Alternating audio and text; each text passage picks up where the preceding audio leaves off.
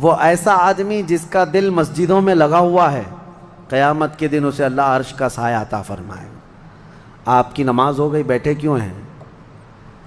نماز ہو گئی، نماز کے بعد چلے جانا چاہیے، لیکن تمہارا دل مسجد میں لگا ہوا ہے۔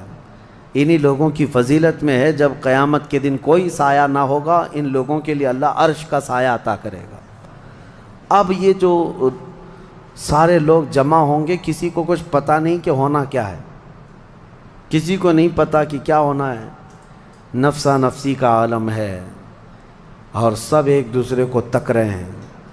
اب یہی مسئلہ ہے کہ سارے لوگ وہاں پہ کفار بھی ہوں گے، مشرکین بھی ہوں گے، جتنی امتیں پہلے آئی تھی وہ بھی ہیں، انبیاء بھی ہیں، اولیاء بھی ہیں، صلحاء بھی ہیں، صحابہ بھی ہیں، علماء بھی ہیں، سب ہیں، لیکن کسی کو کچھ سوچتا نہیں کہ کیا کیا جائے۔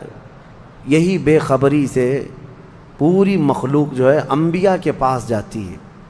انبیاء میں سب سے پہلے ابو البشر سیدنا آدم علیہ السلام سے کہتے ہیں سارے لوگ، آپ تو ہم سب کے باپ ہیں، ہمارے لیے اللہ کی بارگاہ میں سفارش کریں کہ کچھ ہمارے متعلق کیا حکم ہے وہ پتہ چل جائے، ہمیں کہاں جانا ہے، جنت میں یا دوزخ میں، یہ ابھی پتہ چل جائے، حساب بھی نہیں شروع ہو رہا ہے۔ تو آدم علیہ السلام نے فرمایا، وہ فرمائیں گے کہ اے لوگو جاؤ، اس لیے کہ مجھے ڈر ہے اللہ کریم کی بارگاہ میں نے جنت میں وہ ممنوع شجر کا جو پھل کھا لیا تھا، مجھے آج بھی اس کا احساس ہے کہ کہیں رب تبارک و تعالیٰ مجھے اس پر عتاب نہ فرما دے، جاؤ کسی اور کے پاس۔ جتنے نبیوں کے پاس یہ قوم جاتی تھی وہ انبیاء کرام یہ کہتے آج ہمیں خوف ہے اللہ کریم کی بارگاہ میں، وہ قہار ہے، وہ جبار ہے۔ اور میں نے آج ایک آیت یہ بھی پڑھی ہے سورہ مومن میں، اللہ نے فرمایا لمن الملک اليوم، اس دن یہ آواز آئے گی آج کی بادشاہت کس کی ہے، آج کی بادشاہت کس کی ہے؟ پھر اللہ خود فرمائے گا للہ الواحد القہار، ایک قہر کرنے والے خدا کی آج بادشاہت ہے۔ اس دن صرف اس کی سلطنت ہوگی، صرف اس کی حکومت ہے۔ انبیاء، ملائکہ سب ڈرے ہوئے ہیں، پتہ نہیں برسوں یہ قوم گھومتی رہے گی مخلوق۔ عیسیٰ علیہ السلام فرمائیں گے کہ اے لوگو جاؤ محمد الرسول اللہ کے پاس، آج وہ تمہاری سنیں گے اور اللہ ان کی سنے گا۔ پوری مخلوق جب نبی کریم صلی اللہ علیہ وسلم کے پاس آتی ہے تو نبی پاک صلی اللہ تعالیٰ علیہ وسلم فرماتے ہیں ہاں میں اسی کے انتظار میں ہوں۔ پھر حضور صلی اللہ علیہ وسلم سجدے میں گرتے ہیں اور اللہ کو منانے لگتے ہیں کہ مولا ہے تو تیرے بندے، تو حساب تو شروع فرما۔ اس کو کہتے ہیں شفاعت کبریٰ۔ یہ کیا ہے؟ شفاعت کبریٰ، بڑی شفاعت۔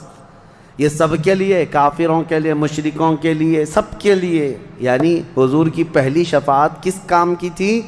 کہ اللہ حساب تو شروع کرے، یہ شفاعت کبریٰ ہے، حساب شروع کرے مولا تعالی۔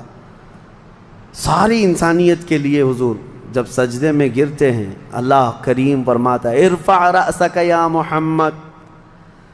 حضور نے یہ فرمایا ہے کہ اس دن میں سجدے میں ایسی ثنا اور ایسی حمد بیان کروں گا اللہ کی جو آج تک کسی نے نہیں بیان کی ہوگی، اور اسی دن مجھے اللہ وہ تلقین بھی فرمائے گا۔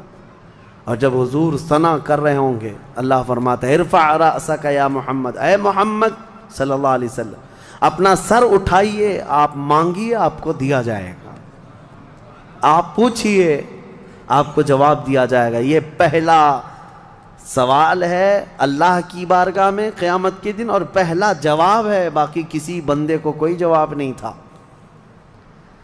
اللہ کی بارگاہ میں حضور نے جب یہ عرض کیا تو رب تعالیٰ فرماتا ہے ملائکہ کو جس کی ڈیوٹی تھی، جس کا کام تھا کہ میدان قیامت میں میزان عمل لگا دیا جائے، حساب و کتاب ہوں، سب کے نامہ اعمال ان کے ہاتھوں میں دیے جائیں، سب کو پڑھنے کا حکم دیا جائے۔ اب حساب کا آرڈر آ گیا، حکم آ گیا، تو لوگ تھوڑی راحت کی سانس لیتے ہیں کہ چلو حساب شروع ہونے والا ہے، لیکن ابھی اتنا آسان نہیں ہے، اتنا آسان نہیں۔